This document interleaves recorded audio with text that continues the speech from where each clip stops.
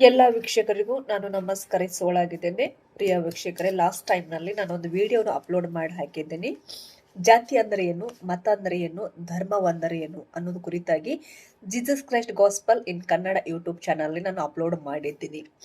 ಒಬ್ಬ ಸ್ವಾಮೀಜಿಯವರು ಹೇಳ್ತಾರೆ, ಎಲ್ಲೆಲ್ಲಿ ಕ್ರೈಸ್ತರು ಸಿಗ್ತಾರೆ, ಎಲ್ಲೆಲ್ಲಿ ಮುಸಲ್ಮಾನರು ಸಿಗುತ್ತಾರೆ, ಅವರನ್ನು ಕೊಂದಾಕ್ರಿ, ಕೊಚ್ಚಾಕ್ರಿ ಅನ್ನುವಂಥ ಆದೇಶವನ್ನು ಹೊರಡಿಸಿದ್ರು. ಈ ಒಂದು ಕುರಿತಾಗಿ ನಾನು ಯೇಸು ಕ್ರಿಸ್ತರ ಮತಸ್ಥಾಪಕನು ಅಥವಾ ಹಿತಸ್ಥಾಪಕನು ಅನ್ನುವಂಥ ಅದನ್ನು ಕುರಿತಾಗಿ ನಾನು ಮಾತಾಡಿದ್ದೆ.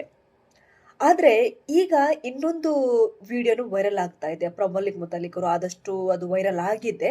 ಇನ್ನೊಂದು ಸಲ ಅದು ವಿಡಿಯೋನ ನೋಡ್ಕೊಂಡು ಬರೋಣ.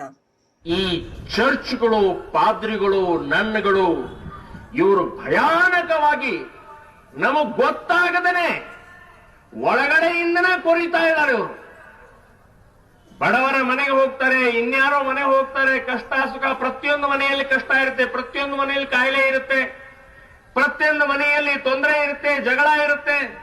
ಅದನ್ನು ನೋಡ್ಕೊಂಡು ಸರಿಯಾಗಿ ಒಳಗಡೆ ಹೋಗಿ ನಿಮ್ಮ ಜಗಳವನ್ನ, ನಿಮ್ಮ ತೊಂದರೆಯನ್ನ ಬಗೆಹರಿಸ್ತೀವಿ, ಯೇಸುನು ಪ್ರಾರ್ಥನೆ ಮಾಡ್ತೀವಿ ಅಂತ ಹೇಳಿ ಮನೆಯೊಳಗೆ ಕೂತ್ಕೊಂಡು ಯೇಸುನು ಪ್ರಾರ್ಥನೆ ಮಾಡ್ತಾರೆ. ಯಾರಿಗೆ ಬೇಡ ಅಂತ ಅನ್ಕೊಂಡು ನಮ್ಮ ಮುಗ್ಧ ಹಿಂದೂಗಳು ಒಳಗಡೆಗೆ ಬಿಟ್ಟು ಅವರನ್ನು ಯೇಸು ಪ್ರಾರ್ಥನೆ ಪ್ರಾರಂಭ ಮಾಡ್ತಾರೆ.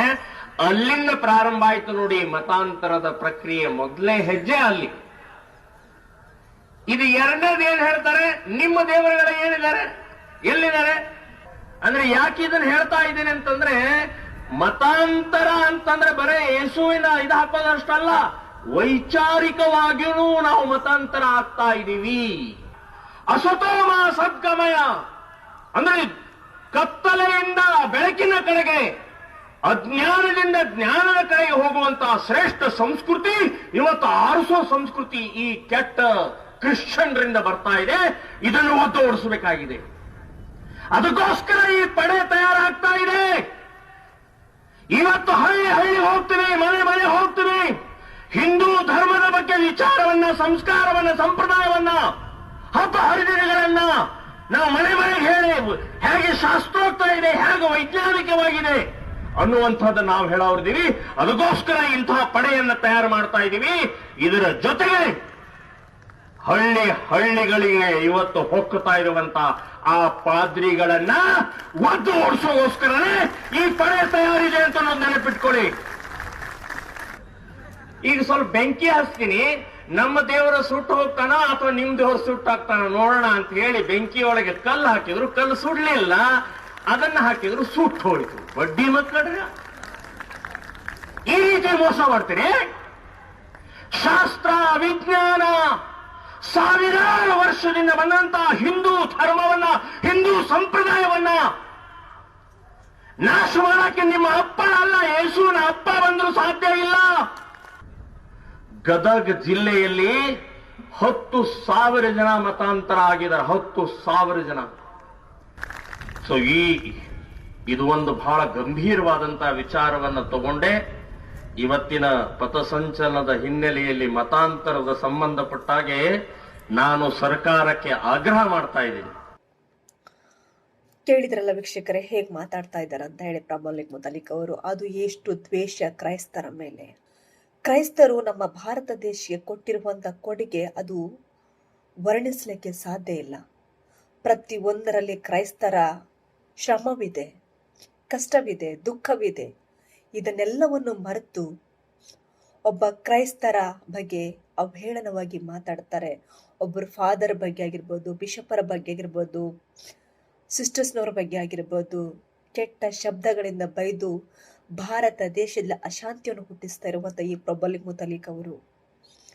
ಅಷ್ಟೇ ಅಲ್ಲದೆ ಯೇಸು ಕ್ರಿಸ್ತರ ಬಗ್ಗೆ ಕೂಡ ಕೆಟ್ಟದಾಗಿ ಮಾತಾಡ್ತಿರುವಂಥ ಈ ಪ್ರಬಲಿಕ್ ಮುತಾಲಿಕ್ ಅವರು ಎಷ್ಟೋ ಕ್ರೈಸ್ತರ ಮನಸ್ಸನ್ನು ನೋಯಿಸಿದ್ದಾರೆ. ಸೊ ನಾನೊಂದು ಪ್ರಬಲಿಕ್ ಮುತಾಲಿಕ್ ಅವರಿಗೆ ಒಂದು ನಾನು ಪ್ರಶ್ನೆ ಕೇಳ್ತೇನೆ. ಕನ್ವರ್ಟ್ ಮಾಡ್ತಾರಂತಂದ್ರೆ ಅವರದೇ ಆದಂಥ ಒಂದು ಹಕ್ಕಿದೆ, ಅವರದೇ ಆದಂಥ ಒಂದು ಕಾನೂನಿದೆ. ಆ ಕಾನೂನಿಗೆ ಹೋಗಿ ಕಂಪ್ಲೇಂಟ್ ಮಾಡಿ, ಅದನ್ನು ಬಿಟ್ಟು ಸಮಾಜ ಜಾಲತಾಣದಲ್ಲಿ ಕೆಟ್ಟ ಭಾಷೆಗಳಿಂದ ನೀವು ಮಾತಾಡ್ತಾ ಇದ್ದೀರಲ್ಲ ಪ್ರಬಲಿಕ್ ಮುತಾಲಿಕ್ ಅವರೇ, ಹೊಟ್ಟೆಗೆಂದ ಅನ್ನ ತಿಂತಾ ಇದ್ದೀರಾ, ಮತ್ತಿನ್ನೇನು ತಿಂತಾ ಇದ್ದೀರಾ? ಮತ್ತೆ ಹೇಳ್ತೀರಿ ನಾನು ಹಿಂದೂ ಧರ್ಮವನ್ನು ಕಾಪಾಡ್ತೀನಿ ಅಂತ ಹೇಳ್ತಾ ಇದ್ದೀರಿ. ಯಾವ ಧರ್ಮವನ್ನು ಕಾಪಾಡ್ತಾ ಇದ್ದೀರಿ? ಸ್ವಾಮಿ ವಿವೇಕಾನಂದರಾಗಿರ್ಬೋದು, ಬಸವಣ್ಣರಾಗಿರ್ಬೋದು, ಶ್ರೀರಾಮರಾಗಿರ್ಬೋದು, ಸರ್ವಜನೋ ಸುಖಿಯೋ ಭವ ಅಂತ ಹೇಳ್ತಾರೆ. ಆದರೆ ಸನಾತನ ಧರ್ಮ ನಮಗೂ ಕಲಿಸಿಕೊಟ್ಟಿರುವಂಥದ್ದು ಅದೇ, ಸರ್ವ ಧರ್ಮವನ್ನು ಗೌರವಿಸು, ಸರ್ವರನ್ನು ಪ್ರೀತಿಸು ಅಂತ ಕಲಿಸಿಕೊಡ್ತಾ ಇದೆ. ಹಾಗಾದ್ರೆ ನೀವು ಯಾವ ಧರ್ಮವನ್ನು ಪರಿಪಾಲನೆ ಮಾಡ್ತಾ ಇದ್ದೀರಾ? ನಮಗೆ ಆನ್ಸರ್ ಬೇಕು. ಮತ್ತೆ ಹೇಳ್ತೀರಿ ನಾನು ಗೋಹತ್ಯೆ ನಿಷೇಧಿಸ್ತಾ ಇದ್ದೀನಿ, ನಾನು ಹೆಣ್ಣು ಮಕ್ಕಳ ಸಂರಕ್ಷಣೆಯನ್ನು ಕಾಪಾಡ್ತಾ ಇದ್ದೀನಿ. ಎಲ್ಲಿ ಕಾಪಾಡ್ತಾ ಇದ್ದೀರಿ? ಇದೇ ಧರ್ಮಸ್ಥಳದಲ್ಲಿ ಸೌಜನ್ಯ ಅನ್ನುವಂಥ ಒಂದು ಹೆಣ್ಣು ಮಗಳ ಮೇಲೆ ಅತ್ಯಾಚಾರ ಮಾಡಿ ಕೊಂದು ಹಾಕಿದ್ರು ಪಾಪಿ. ದಶಕಗಳೇ ಕಳಿತು, ಆದರೆ ಇಷ್ಟುವರೆಗೆ ಯಾವ ನ್ಯಾಯವನ್ನು ಕೂಡ ಸಿಗ್ಲಿಲ್ಲ. ಎಷ್ಟೋ ಹೆಣ್ಮಕ್ಳ ಅತ್ಯಾಚಾರವಾಗಿ ಸತ್ತು ಹೋಗಿದ್ದಾರೆ. ಎಲ್ಲಿ ನ್ಯಾಯ ಕೊಡಿಸ್ತಾ ಇದ್ದೀರಾ? ಯಾವ ರೀತಿ ನ್ಯಾಯ ಕೊಡಿಸ್ತಾ ಇದ್ದೀರಾ? ಪ್ರಮೋಲಿಕ್ ಮುತಾಲಿಕ್ ಅವರೇ, ಒಂದು ಮಯಕ್ಕಿದ್ದೆ ಅಂತ ಹೇಳಿ ಸಮಾಜದಲ್ಲಿ ಬೊಗುಳುದಲ್ಲ, ಭೋ ಭೋ ಭೋ ಅಂತ ಹೇಳಿ ಮಾತು ಕೊಟ್ಟಿದ್ದನ್ನು ತಪ್ಪಬಾರದು. ಹಿಂದೂ ಅಂದ್ರೆ ಏನ್ರಿ? ಹಿಂದೂ ಅಂದ್ರೆ ಏನು? ಹಿಂದೂ ಅಂದ್ರೆ ಹಿಂದೂ, ಮುಸ್ಲಿಮನು, ಕ್ರೈಸ್ತ, ಜೈನ, ಬೌದ್ಧ, ಸಿಖ್ರು ನಾವೆಲ್ಲರೂ ಸೇರಿದ್ರೆ ಅದೊಂದು ಹಿಂದೂ ರಾಷ್ಟ್ರವಾಗುತ್ತೆ. ಅದನ್ನು ತಿಳ್ಕೊಳ್ಳೋಷ್ಟು ಯೋಗ್ಯತೆ ನಿಮ್ಗಿಲ್ಲದಿದ್ರೆ ನೀವು ಏನು ಹಿಂದೂ ಬಗ್ಗೆ ನೀವು ಹೋರಾಟ ಮಾಡ್ತಾ ಇದ್ದೀರಾ? ನೀವು ಇನ್ನೊಂದು ಮಾತು ಹೇಳ್ತೀರಿ, ಕ್ರಿಶ್ಚಿಯನ್ಸ್ ಅವರು ಕನ್ವರ್ಟ್ ಮಾಡ್ತಾ ಇದ್ದಾರೆ, ಬ್ರೈನ್ ವಾಶ್ ಮಾಡ್ತಾರೆ ಅಂತ ಹೇಳ್ತಾ ಇದ್ದೀರಲ್ವಾ? ಸಂವಿಧಾನ ಹೇಳತ್ತೆ ನಮ್ಮ ಗ್ರಂಥಗಳ ಬಗ್ಗೆ ನಾವು ಹೇಳ್ಬೋದು ಅಂತ ಹೇಳ್ತಾರೆ. ನಿಮ್ಮ ಗ್ರಂಥ ಸನಾತನ ಧರ್ಮದ ಗ್ರಂಥ ಒಳ್ಳೇದಿದ್ರೆ, ಭಗವದ್ಗೀತೆ ಗ್ರಂಥಗಳು ಒಳ್ಳೇದಿದ್ರೆ ಹೇಳಿ, ಅದನ್ನು ಕೂಡ ನಂಬೋಣ. ಅದರಲ್ಲೇನು ತಪ್ಪಿದೆ? ಹೋಗ್ತಿದ್ದ ತಕ್ಷಣ ಕನ್ವರ್ಟ್ ಮಾಡ್ತಾರೆ ಅಂತ ಕ್ರೈಸ್ತರನ್ನು ಟಾರ್ಗೆಟ್ ಮಾಡ್ತೀರಲ್ವಾ? ಹೊಟ್ಟೆಗೆ ಅಂತ ಅನ್ನ ತಿಂತಾ ಇದ್ರ, ಮತ್ತಿನ್ನೇನಾದ್ರು ತಿಂತಾ ಇದ್ರ? ಒಬ್ಬ ಏಸು ಕ್ರಿಸ್ತರ ಬಗ್ಗೆ ಮಾತಾಡ್ತಾ ಇದ್ರಲ್ವಾ? ಭಾರತದ ಸಂವಿಧಾನ ಅನ್ನೋದು ಉಂಟು. ಭಾರತದಲ್ಲಿ ಹುಟ್ಟಿರುವಂತಹ ಪ್ರತಿಯೊಬ್ಬನು ಕೂಡ ಭಾರತೀಯನಾಗಿರುತ್ತಾನೆ. ಅವರನ್ನು ತೊಲಗಿಸಬೇಕು, ಅವರನ್ನು ಕೊಂದು ಹಾಕಬೇಕು. ಏನ್ ರೌಡಿಸಮನ್ನು ಮಾಡ್ತಾರೆ ನೀವು ಭಾರತ ದೇಶದಲ್ಲಿ? ನೀವೇ ಹೇಳ್ತಿರಲ್ವಾ 108 ಕೇಸು ನನ್ನ ಮೇಲೆ ಇದೆ ಅಂತ ಹೇಳ್ತಾ ಇದ್ದೀರಲ್ವಾ? ಹಾಗಾದ್ರೆ ನಮ್ಮ ಭಾರತ ದೇಶದಲ್ಲಿ ಉಳ್ಕೊಂಡು ಭಾರತಕ್ಕೆ ದ್ರೋಹ ಬಗೆತಿರುವಂತ ನೀವು ಭಾರತ ದೇಶದಲ್ಲಿರುವಂತ ಯೋಗ್ಯತೆ ನಿಮ್ಗೆ ಇಲ್ಲ. ಪ್ರಬಲಿಕ್ ಮುತಾಲಿಕ್ ಅವರೇ, ನಿಮ್ಗೆ ಯಾವುದೇ ರೀತಿ ಅನೈತಿಕ ಹಕ್ಕಿಲ್ಲ ನಮ್ಮ ಭಾರತ ದೇಶದಲ್ಲಿ.